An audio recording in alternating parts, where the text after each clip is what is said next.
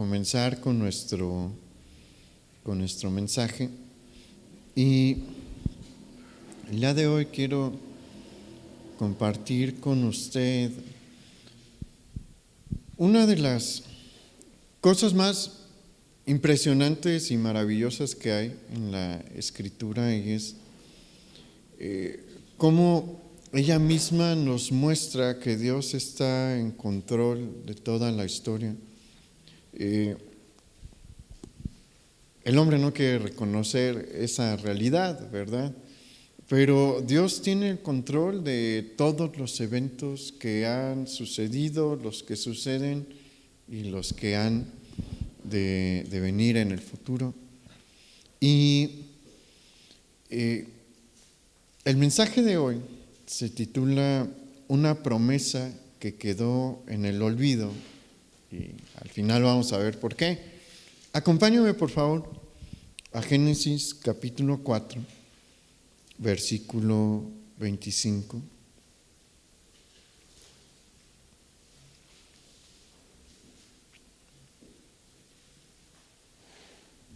Y quiero que vea a lo largo de este mensaje cómo Dios ha trazado una línea apuntando en una dirección. Génesis 4, capítulo 25. Y conoció de nuevo Adán a su mujer, la cual dio a luz un hijo y llamó su nombre Set. Porque Dios, dijo ella, me ha sustituido otro hijo en lugar de Abel, a quien mató Caín. Y a Set también le nació un hijo y llamó su nombre Enós. Entonces los hombres comenzaron a invocar el nombre de Jehová.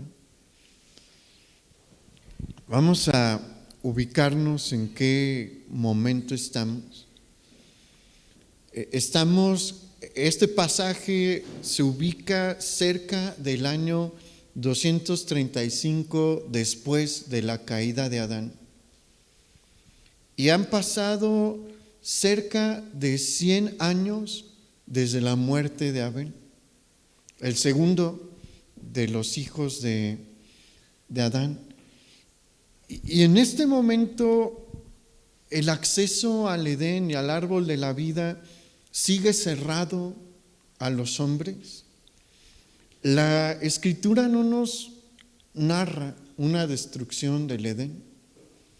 Lo último que nos menciona la Escritura sobre el Edén es que ángeles descienden a proteger el huerto.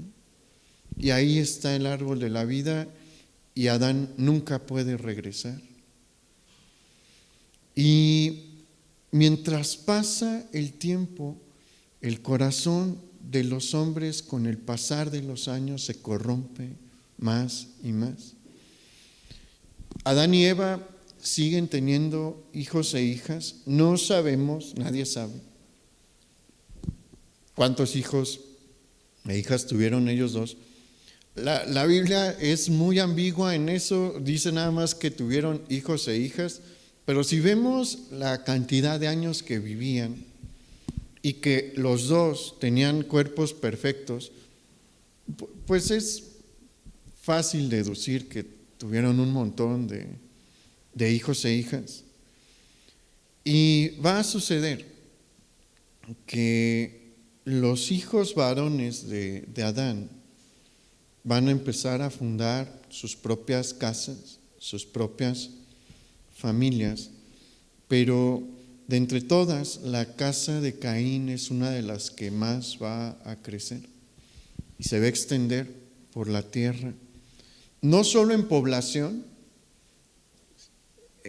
va a aumentar en cuanto a población también, porque cheque usted las primeras 10 generaciones desde Adán y todos menos Enoc, y creo que hay uno que tampoco vive los 900 años, pero está en los 800 y cachito.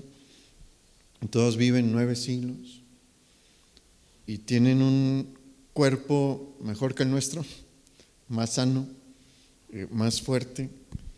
Entonces, pues la población va a aumentar sustancialmente, la de la casa de Caín también, pero la casa de Caín va a aumentar sobre todo en su influencia para con los demás hermanos.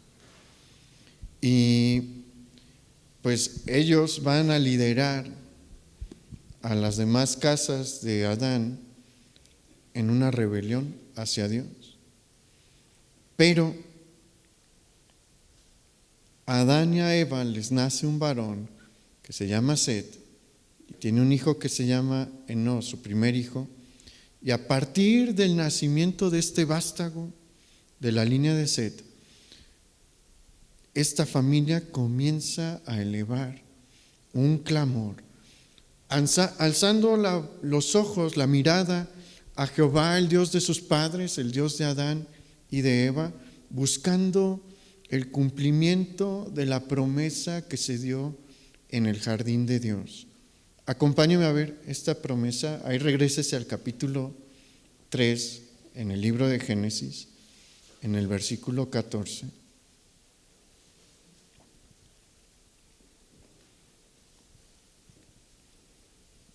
Génesis 3:14 dice: Y Jehová dijo a la serpiente: por cuanto esto hiciste, maldita serás entre todas las bestias y entre todos los animales del campo.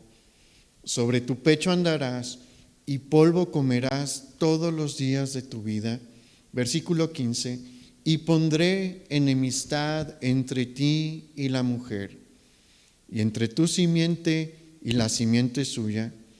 Esta te herirá en la cabeza y tú le herirás en el calcañar.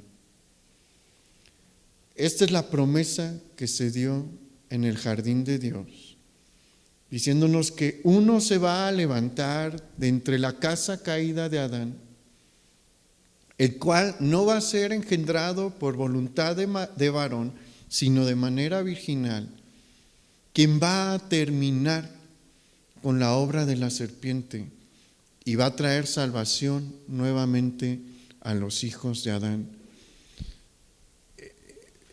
La caída del hombre, la caída de Adán y de Eva, es el momento de inflexión más terrible que ha conocido nuestra raza. Porque a partir de ese punto es que nosotros morimos. El ser humano no fue diseñado para morir. La muerte viene como consecuencia del pecado. No estábamos diseñados para morir, que a pesar de que el pecado en este instante empieza a surtir sus efectos, Adán vive más de 9 siglos. Yo no sé si llegue a uno, la mayoría no vamos a llegar. Pero no estábamos diseñados para la muerte. A partir de este momento, la inocencia se va a perder entre nosotros. Porque una vez que somos conscientes, rápidamente llegan los pensamientos de maldad. Reflexiones sobre usted mismo y acuérdese, cuando era niño, hay travesuras que son hechas con maldad, ya no son travesuras sencillas, ya son con una mala intención. ¿Por qué? Porque una vez que nuestra conciencia se despierta, el pecado empieza a obrar en la mente del hombre. La enfermedad nos empieza a afligir a partir de este momento. No conocíamos el dolor, ellos no conocían el dolor, y lo peor es la separación que se da entre nosotros y nuestro Dios. La relación entre el hombre y Dios nunca volvió a ser la misma a como fue en el Edén.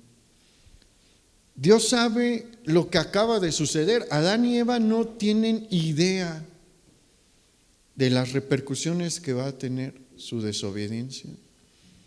No se lo imaginan. Van a empezar a ver los estragos con el paso del tiempo, pero al ser expulsados de Edén no entienden todo lo que se acaba de desatar. Ellos nunca se imaginaron el mundo que estamos viendo hoy. De ninguna manera lo podían concebir, pero Dios sí. Dios sí. Y en ese momento de inflexión, Dios manda un mensaje y dice: yo los voy a salvar. Esto no es para siempre. Sí me desobedecieron, cayeron, sí, y van a tener las consecuencias. Y Satanás logró su cometido al hacer que cayesen. Pero fíjese a quién le dirigió Dios estas palabras. No fue a Adán, no fue a Eva, le dijo a la serpiente. ¿Para qué? Para que la serpiente, Satanás, no dijera: me salí con la mía. No, Dios le dijo: no te saliste con la tuya. Yo voy a venir a arreglar esto. Y Dios sabe que va a costar un precio alto, porque esta parte final dice: esta te herirá en la cabeza. Eso habla sobre la destrucción total de su obra y de su mover. Pero después dice: y tú le herirás en el calcañar. Una mordida de este tipo de serpiente en el calcañar implicaba muerte también. Entonces Dios sabe que va a pagar un precio altísimo y lo está anunciando aquí. ¿Para qué? Para que no nos quedemos sin esperanza, para que Adán y Eva no cayesen en la desesperación. ¿Y sabe algo? Hay pasajes en la Escritura que nos permiten ver que los dos tuvieron esta esperanza de que iba a venir uno que iba a resolver el problema que ellos crearon, que iba a restaurar el camino roto. Y pues el primer hijo que les nace a Caín y a Abel a Adán y a Eva es un hijo terrible. Y él es el primero en derramar sangre humana sobre la tierra. Y Dios le va a castigar y él se va a ir a refugiar a la tierra de Nod.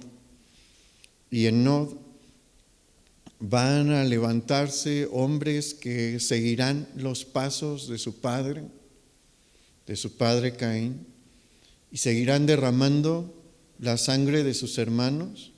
Hemos hablado de Lamec, pero Lamec no solamente fue el primer bígamo, sino que fue otro homicida. La casa de Caín va a seguir tomando la vida de sus hermanos. Pero la casa de Set empieza a pedirle a Dios que envíe a este prometido. ¿Por qué? Porque ellos están viendo lo que sucede entre los demás. Ellos están viendo cómo el pecado consume a los hijos de Adán, y solamente pueden tomarse de esta promesa que Dios ha dado y pedirle: Dios, envía a tu prometido. Y valdría la pena preguntarnos: ellos estaban clamando por la primera venida de Jesús. ¿Usted está clamando por la segunda? Mire, a veces no leemos las Escrituras y no nos damos cuenta del lugar que nosotros ocupamos dentro de la historia de Dios. Nosotros somos los herederos de este clamor, porque la iglesia, el pueblo de Dios, debería de estar clamando ante el mundo que nosotros vemos hoy. ¿Cree que este es un buen mundo? La tierra es maravillosa, pero nuestra generación no puede ser clasificada como una buena generación. Y no quiere ser una buena generación. Y cuando Los hijos de Set ven algo similar a lo que nosotros estamos viendo, que hacían, decían, Dios, envía tu promesa. Y nosotros al ver esto, este mundo en el que vivimos, estamos diciéndole, Señor, vuelve, cumple tu promesa. Esta es nuestra herencia. Nosotros somos los herederos de todos los hombres y mujeres de fe que hubo en la Escritura, pero no nos damos cuenta. No nos damos cuenta de que nuestro clamor se une al de ellos. Y es algo que a mí honestamente me emociona, y por eso hoy quiero compartir esto con usted, porque nuestra fe viene de una línea que se remonta a los inicios de la humanidad. Y esta línea ha visto el cumplimiento de las promesas de Dios en una etapa y verá el cumplimiento de las promesas de Dios en otra. Y no sé si nos toque ser testigos de eso, pero si no, ellos no fueron testigos del regreso, de la venida del Señor. Pero ahí está el testimonio de que ellos ya estaban esperando el cumplimiento de esta promesa. Y la maldad va a cansar a Dios y va a mandar Él su castigo, y casi toda la casa de Adán es borrada de entre la tierra. En el diluvio se perdió todo lo que hicieron los hombres durante más de un milenio. No eran hombres de las cavernas, no crea que esa era la humanidad en los tiempos de Noé y en los tiempos de Adán. Eran sumamente inteligentes. Tan inteligentes eran que pudieron construir el arca. El arca requirió de una ingeniería impresionante, era como un crucero de ahorita. Entonces, ¿cuántos se desarrollaron? Mucho. Ahí encontramos, hay varias cosas bien interesantes en la línea de Caín. La casa de Caín empieza a desarrollar instrumentos de música. La casa de Caín desarrolla la metalurgia. La casa de Caín construye tiendas. Ellos empiezan a impulsar el desarrollo tecnológico. Debió de haber habido ciudades, sí, pero no hay nada ya. ¿Por qué? Porque todo fue arrasado en el diluvio. Multitudes murieron en el diluvio. Solo sobrevivió una familia. ¿De qué línea cree usted? De la línea de Set, porque Noé viene de la línea de Set. Pero la casa de Noé también va a sucumbir ante el pecado. Los hijos de Caín inician la rebelión de Babel, y algunos después se van a dirigir hacia el sur y van a fundar Egipto y las ciudades cananitas, y van a ser los que se van a rendir a la adoración de todos los ídolos de Egipto. La casa de Jafet va a caer también. Ellos se van hacia el oeste, y los hijos de Jafet van a caer también ante la idolatría, y van a desarrollar mitologías terribles como la griega, la nórdica, la celta. Cuando uno lee objetivamente los textos mitológicos, uno dice, qué horrible creer en esto, honestamente. Qué horrible tener este tipo de creencias, pero es el producto del pecado. Y la casa de Sem va a caer también. Mire, para el 2000 antes de Cristo, que es la fecha más o menos, el año más o menos en el que vivió Abraham, Ur de los Caldeos está en una condición espiritual terrible. Se han hecho excavaciones y en la etapa de la ciudad de esta época más o menos del 2000 antes de Cristo, se encontró un descubrimiento arqueológico pues importante, la verdad, fue importante porque nos da luz de cómo se vivía en ese tiempo, pero a la vez espeluznante, porque lo que se encontró fue una cámara mortuoria del rey, no me acuerdo qué rey era, y no puse aquí el nombre, en el que en esta cámara se ve pues que ya se practicaban sacrificios humanos para honrar a los reyes.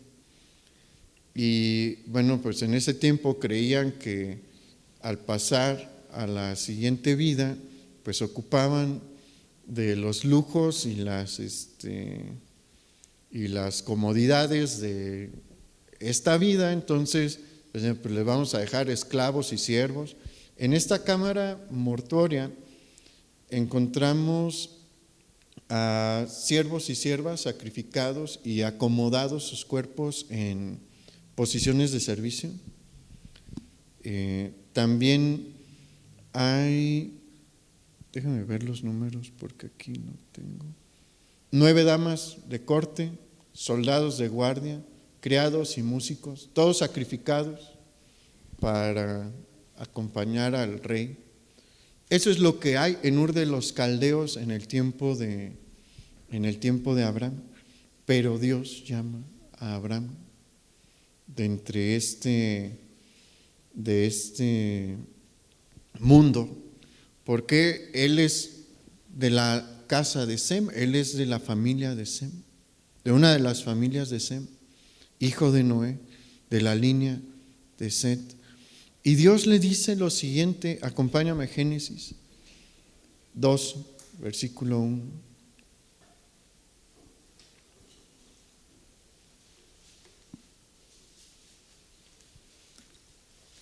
Si usted cree que esto era horrible, sí era horrible, honestamente,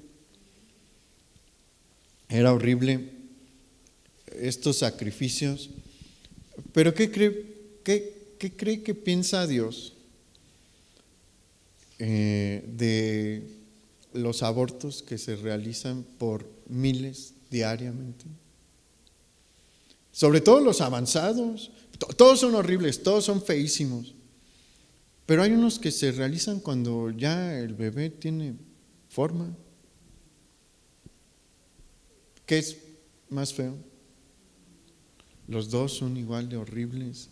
O sea, no creamos que porque ellos lo hacen de adultos es menos horripilante que hacerlo con un niño. Mire, es peor porque por lo menos ellos, algunos se ofrecían para entregarse en sacrificio, pero ¿quién escucha las voces de estos infantes, de estas criaturas? ¿Sabe qué? Sí las escucha alguien, Dios. Y por eso el castigo que va a venir cuando Dios desate las trompetas y derrame las copas de la ira será justo. Toda sangre derramada sobre la tierra humana, sangre humana, enfurece a Dios. ¿Cómo cree que Dios se siente cuando ve a estos pequeñitos? Porque muchos intentan escapar, o sea, se mueven ante estos procedimientos. ¿Cómo cree que se pone el corazón de Dios? No por nada son copas de la ira. Hay una ira de Dios que se está acumulando. Entonces no creamos que somos una mejor generación que los de Ur de los Caldeos. La humanidad sigue estando en esa condición caída. Pero en este mundo terrible en el que vivía Abraham, Dios le dice lo siguiente: pero Jehová había dicho a Abraham: vete de tu tierra y de tu parentela y de la casa de tu padre a la tierra que te mostraré. Y haré de ti una nación grande y te bendeciré y engrandeceré tu nombre y serás bendición. Bendeciré a los que te bendijeren y a los que te maldijeren maldeciré. Y serán benditas en ti todas las familias de la tierra. Aquí hay un detalle importante, porque esta ciertamente es la promesa de Dios de levantar una nación a través de Abraham. Pero hay un detalle en el versículo 3, cuando Dios dice: y serán benditas en ti todas las familias de la tierra. Se está hablando de esta bendición general que viene a través del prometido en Edén. La promesa de Dios sigue viva. En toda la Escritura está. Le dije que Dios ha marcado una línea en una dirección. Y aquí ya pasaron varios miles de años desde que Dios dio esta promesa, pero la sigue repitiendo. ¿Por qué? Porque no quiere que la olvide la humanidad. Y va a venir un detalle con uno de los nietos de Abraham. Vamos a Génesis 49, versículo 8.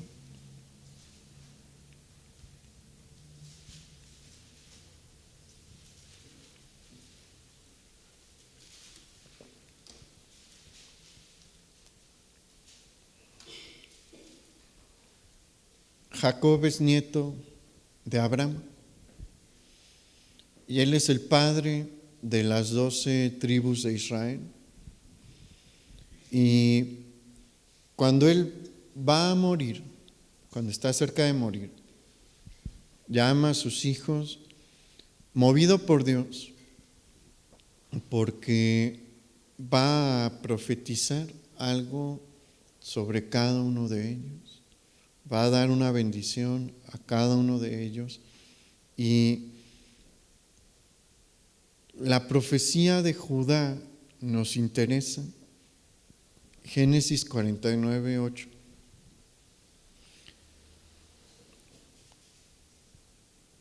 Judá no es una monedita de oro, no. No es el primogénito tampoco. Es simplemente el que Dios eligió. No es bien portado, ahorita vamos a ver, pero Dios toma la decisión de elegir a Judá y dice lo siguiente: Judá, te alabarán tus hermanos, tu mano en la cerviz de tus enemigos, los hijos de tu padre se inclinarán a ti. Cachorro de león Judá, de la presa subiste, hijo mío, se encorvó, se echó como león, así como león viejo, ¿quién lo despertará? Versículo 10, vea el versículo 10. No será quitado el cetro de Judá, ni el legislador de entre sus pies, hasta que venga Silo, y a él se congregarán los pueblos. La primera parte de la profecía hacia Judá habla sobre su reinado terrenal. Dentro de la casa de Judá se levantarán los reyes de Israel. Pero el versículo 10 es una extensión de algo que ya vimos en la profecía de Abraham. Porque vimos que en el final de la promesa que se le da a Abraham, ya se habla sobre esta extensión general para la humanidad que viene a través de la casa de Abraham. ¿Por medio de quién? Del prometido en Edén. Y aquí nuevamente vemos una bendición general. Y el nombre que se utiliza aquí es bien importante, porque a Judá se le dice que a través de su casa se va a levantar Silo. ¿Y sabe qué significa Silo? Silo significa aquel que es, o aquel que ha de ser enviado. Los nombres en la Biblia no se escogen al azar. No hay nombres casuales. Se eligió el nombre Silo, ¿por qué? Porque refiere a este que iba a ser enviado. Y aquel que es, también es importante porque cómo se presenta Dios ante Moisés, como el yo soy, aquel que tiene existencia por sí mismo. Y que dice que a él se van a congregar todas las naciones, la redención de la casa de Adán, de toda la raza de Adán, que somos nosotros, mexicanos sí, pero hijos de Adán también. Todos vamos a ser redimidos por uno que se iba a levantar de la tribu de Judá. Hay otra cosa que debemos de entender, y es que en este punto la profecía, o sea, en el punto en el que Jacob da esta profecía, la promesa de Dios sigue completamente vigente. ¿Por qué? Porque la familia de Jacob es un desastre. Honestamente es un desastre. Lea lo que hizo Rubén para deshonrar a su papá, lo que hicieron Simeón y Leví. De entre todos, el único bien portado fue José. Y Benjamín estaba muy chiquito para cuando las cosas estaban a todo lo que daba entre los hermanos mayores. Pero Judá, como le digo, no era una perita en dulce, no. Tuvo unos deslices importantes. A él se le ocurrió vender a José y hizo cosas peores después. Los dos hijos mayores de Judá fueron tan terribles, y Onán. De pocas personas en la Escritura vemos a Dios decir, ya, paran y les toma la vida. Ellos no eran salvos, pero colmaron tanto la paciencia de Dios que Dios dijo, ya, hasta aquí se acabó su tiempo entre los vivientes. Y esto que nos muestra que la humanidad necesita a este Salvador, a este Redentor. Abraham no fue la solución, o sea, Abraham en sí. Él tuvo sus pecados, sus hijos también, y por eso es que Dios sigue hablando de este Redentor, porque lo necesitábamos. La mayoría del mundo afuera lo necesita.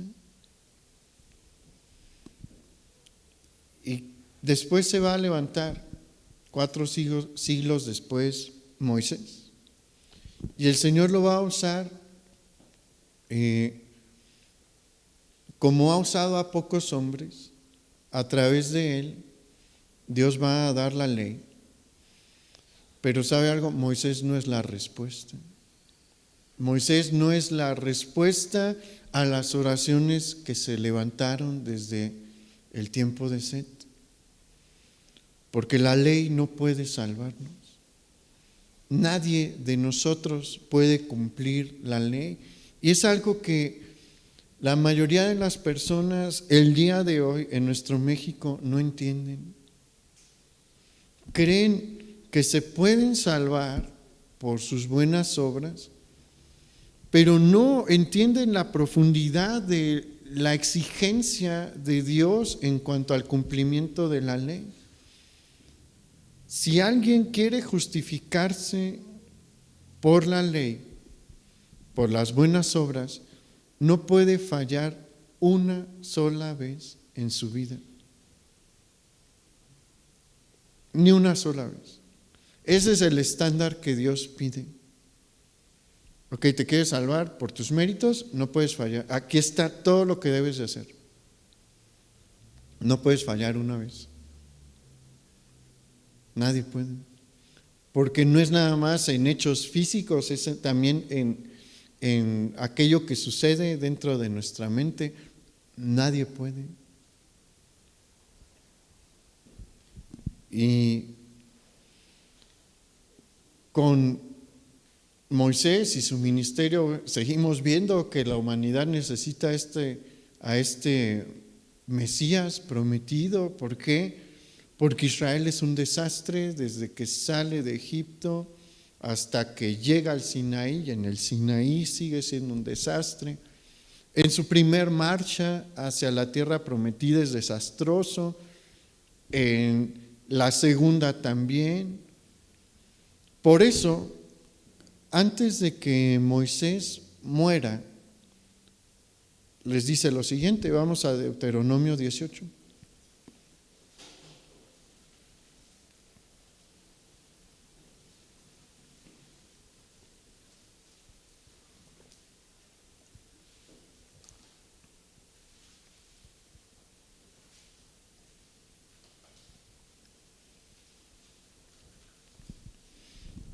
Moisés sabe que va a partir pronto.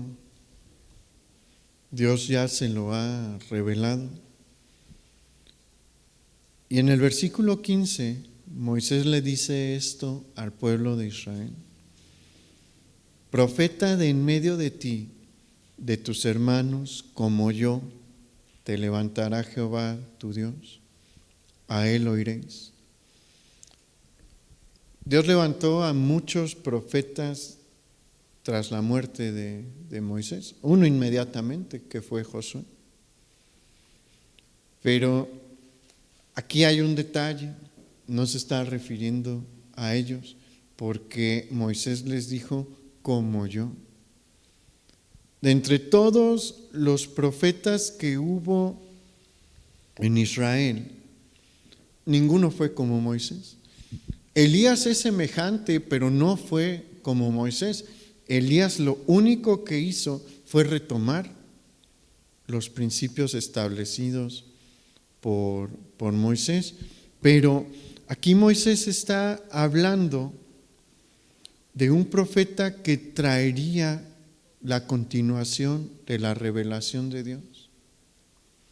Hasta el tiempo de Abraham, Jacob y las 12 tribus de Israel hubo una revelación de parte de Dios, pero hay un cambio sustancial con Moisés. Y la revelación de Dios a través de Moisés se va a extender por un periodo prolongado de tiempo hasta que venga un cambio sustancial. ¿Con quién? Con el prometido. Ese es el que venía con la misma calidad y cualidad que Moisés. ¿Y qué fue lo que dijo Moisés? Escúchenlo. A él es al que hay que oír. ¿Y se acuerda qué fue lo que dijo el Padre en el monte de la transfiguración? Mire, estas similitudes tampoco son casualidad. Cuando Pedro, Juan y Jacobo están ahí y la nube desciende sobre ellos, les dice: este es mi Hijo amado, escúchenlo. Le digo, hay una línea completa en la Escritura. Y va a pasar el tiempo, Israel va a tomar posesión de su tierra y se van a levantar los jueces y la monarquía después.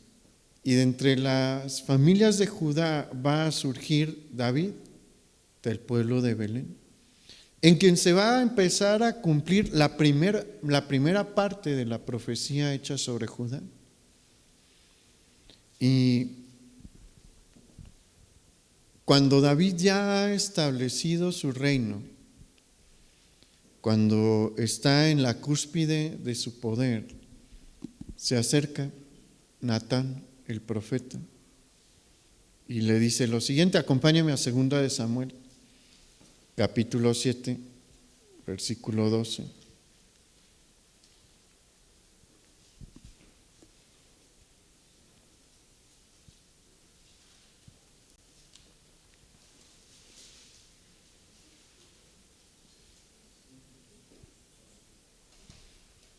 Segunda de Samuel 7:12.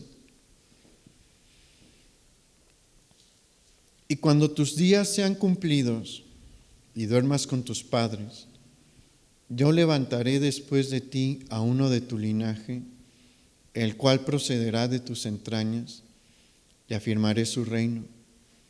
Él edificará casa a mi nombre, y yo afirmaré para siempre el trono de su reino. Yo le seré a él padre, y él me será a mi hijo. Y si él hiciere mal, yo le castigaré con vara de hombres y con azotes de hijo de hombre. Pero mi misericordia no se apartará de él como la aparté de Saúl, el cual quité de delante de ti. Y será afirmada tu casa y tu reino para siempre delante de tu rostro, y tu trono será estable eternamente. Y aquí nuevamente encontramos una profecía con dos tiempos. Dios le habla a David sobre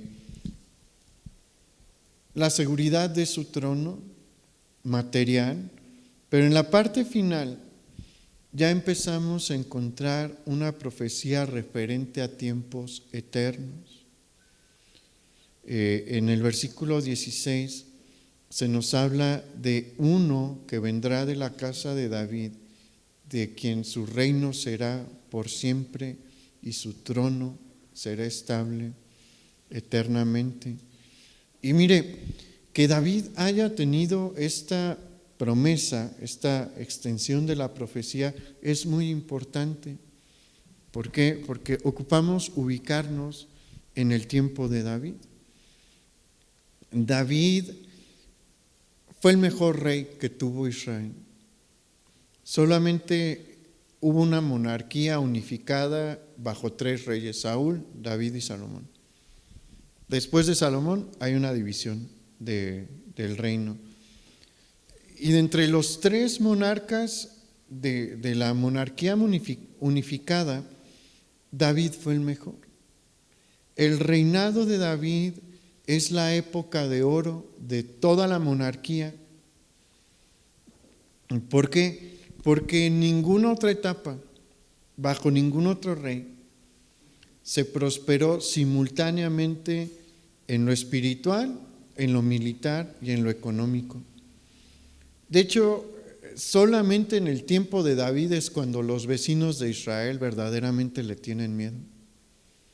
Cuando David es rey, las naciones que están cerca de Israel no se quieren meter con ellos, porque Dios les da victoria sobre victoria en el área militar.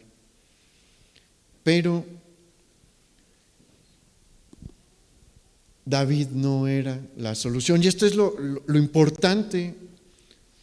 Aunque David lleva a la cúspide a Israel, al dar Dios esta profecía a David, está diciéndonos y diciéndole a Israel, él no es la solución.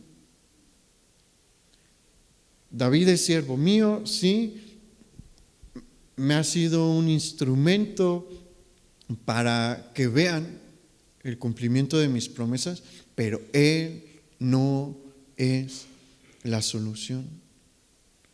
Y es que es bien fácil dejarnos deslumbrar por lo material. Es bien fácil dejarnos deslumbrar por el poder. La verdad es que el poder y las riquezas atraen a cualquiera. Y eso es justamente lo que hay con David, hay poder y riquezas. Pero Dios está mandando un mensaje, no está la solución aquí. Esto no es la solución. Y mire, nos deja ver Dios los errores de David para que entendamos esto, porque en David hay verdaderos errores. Está el que tuvo un montón de esposas, cayó en adulterio con Betsabé, ordenó la muerte de Urías, dejó sin castigo a su hijo Amnón, permitió la rebelión de Absalón, levantó un censo militar para gloriarse él, ¿Por qué nos deja ver Dios esto y nos da esta profecía para que veamos que aún en la prosperidad y en el poder no está la solución? David es un hombre caído también. Y debemos de ver hacia el prometido en el pasado. Mire, esta profecía de la que hemos estado hablando y trazando una línea es la más importante en el Antiguo Testamento. La profecía de Edén es la más importante y es la profecía central de la Escritura. ¿Por qué?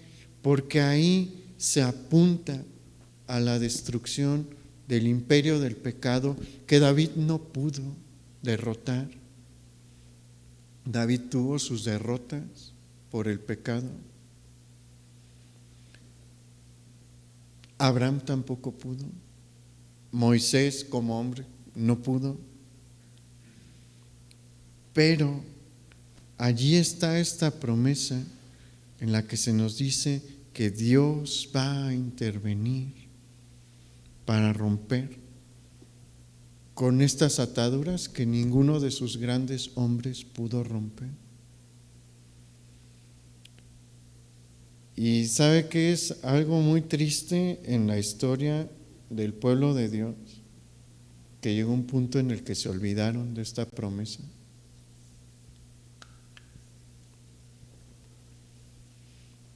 Tras el cautiverio babilónico, Dios volvió a levantar profetas en la tierra de Judá. El último de ellos fue Malaquías. Y él va a cerrar su profecía de la siguiente manera. Acompáñenme a Malaquías 4, versículo 5.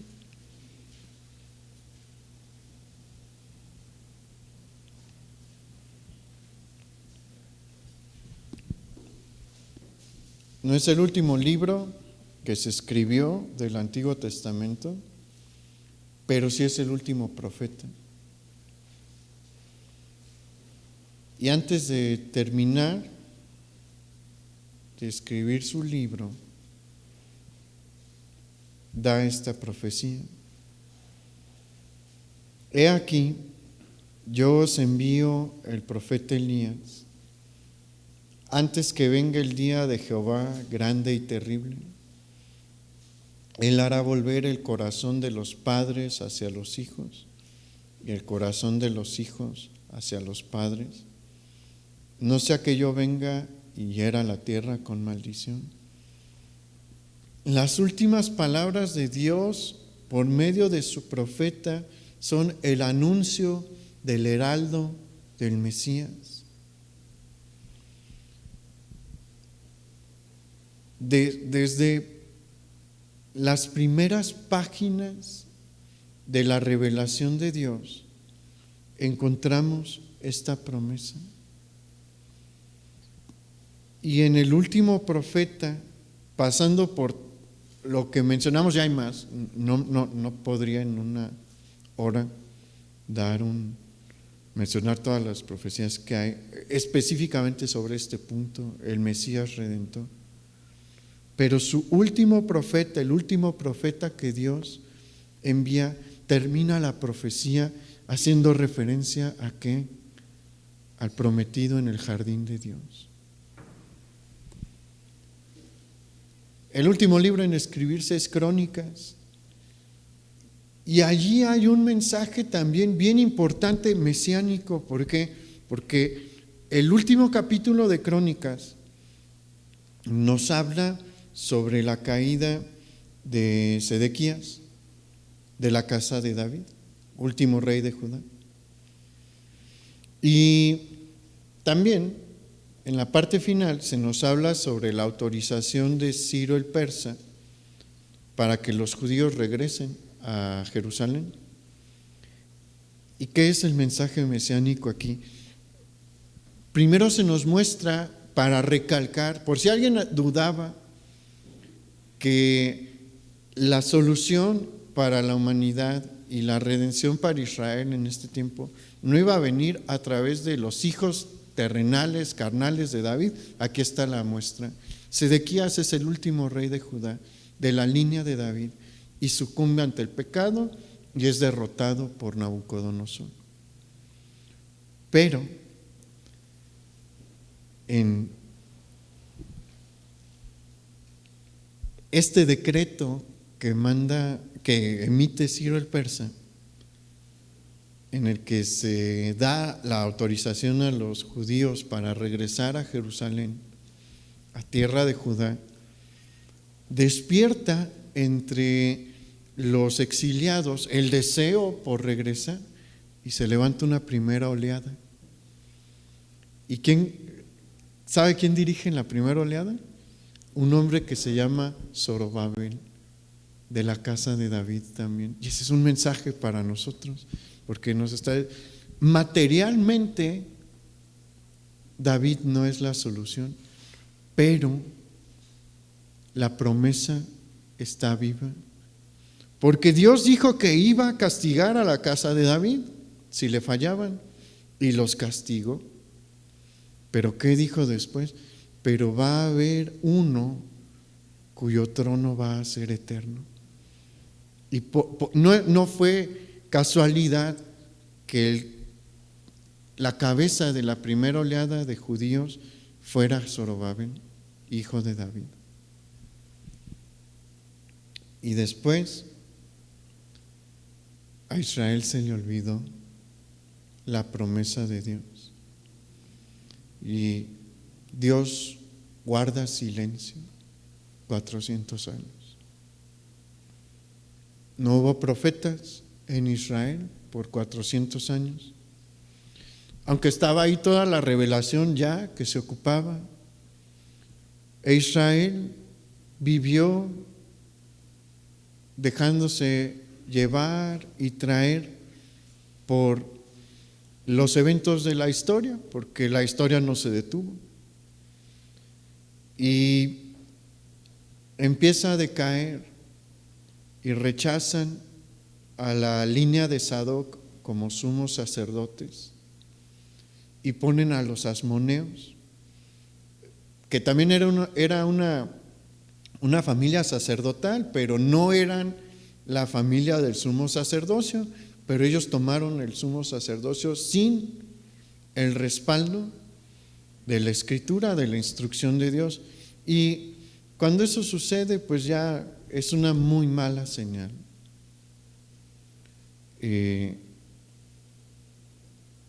Los hijos de Israel se van a enfocar ¿en qué? En lo material nuevamente. Y se van a olvidar del punto más importante de la profecía. Ellos quieren ver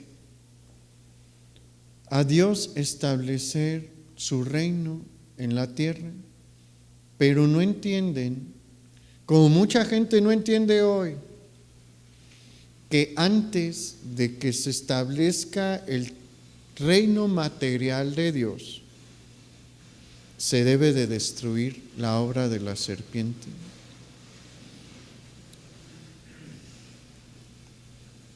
Se debe de romper el poder del imperio del pecado. Se debe de restaurar el camino roto en los tiempos de Adán. Pero pues eso no es tan atractivo. Mire, ¿por qué creen que la Navidad mueve a todo Occidente? Todo Occidente consume en este tiempo. De hecho, es uno de los cuartos del año más importantes económicamente, porque hay un levantón en la economía. ¿Por qué? Porque la gente va a ir a consumir en las tiendas y todos tienen ofertas, todos tienen promociones. ¿Cómo cree que le va a las licorerías? Es de sus tiempos más importantes de venta. A mí me sorprende. Una vez me tocó, pues tenía que ir a comprar algo del súper aquí en Superama en diciembre, y un señor llevaba 2, 3 carritos llenos de botellas. Le fue bien a su perro, pero como él hay un montón. O sea, las licorerías tienen un negociazo en este tiempo. ¿Por qué? Porque lo material es bien atractivo. Lo material y las riquezas son cosas bien atractivas, pero nadie quiere ver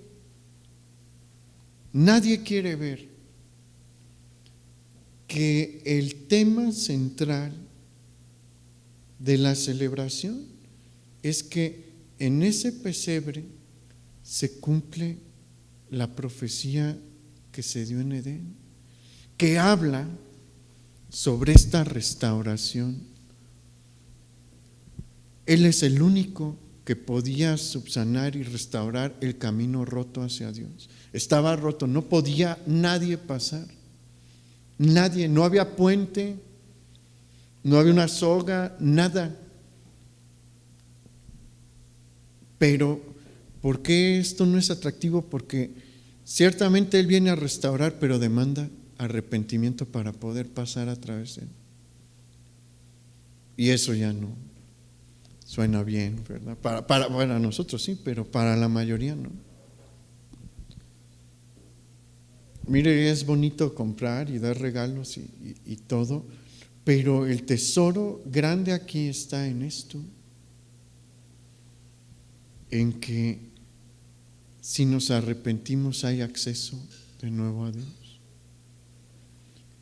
El camino ya no está roto, ya hay un puente para cruzar, pero hay un precio y es nuestro arrepentimiento. Sin arrepentimiento no hay salvación. Ya todo está hecho,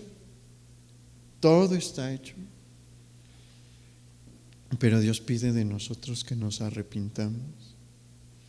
Y muy probablemente si usted le predica de esto a sus seres queridos en este tiempo, lo van a rechazar. Puede que sí, esperemos que no, y ore porque no. Pero no tenga miedo en incomodarlos. No se preocupe por lo que le vayan a decir, porque usted está declarando y promulgando el mensaje que todo mundo necesita. Hay una solución que no estuvo ni con Moisés, ni con el rey más poderoso de Israel, mucho menos con su hijo Salomón, que fue más rico que su padre, pero se desvió muchísimo, ni con ni con Judá, ni con Abraham, ni con Jacob. Lo material no importa. Hay una solución a nuestros problemas de pecado y está en Jesús. Y a Él debemos de acudir. Y Él nos está llamando hoy. Este es un tiempo que hay que aprovechar. Y si usted toma nota, pues mire, la gente no sabe nada de esto. Ni los curas, la verdad. No, la verdad. Y si usted le platica de esto a sus seres queridos, alguno le va a llamar la atención. Use los mensajes que vamos a tener en este mes, pues todo el mes, porque tal vez alguien se salve. Anímese a hablar del Señor en este tiempo. Le dije que esta es la profecía más importante del Antiguo Testamento, es la profecía más importante. Hoy también hay una que no queremos que se vea cumplida sobre nuestros seres queridos, y es que si están aquí en el momento en el que el Señor regrese, y no, bueno, si están aquí, pues el castigo es lo único que les espera, pero hay tiempo aún. Sí queremos que vuelva el Señor y debe de ser nuestro clamor, oh Señor, vuelve, pero también debemos de pedir misericordia, porque en el tiempo en el que Él vuelva se cierra la puerta. y no se ha cerrado la puerta. Y si Dios no ha cerrado la puerta, sus seres queridos todavía se pueden salvar. No dejemos ir este tiempo. Compártanle a los demás la profecía que le salvó a usted y la luz que le salvó a usted. Vamos a orar.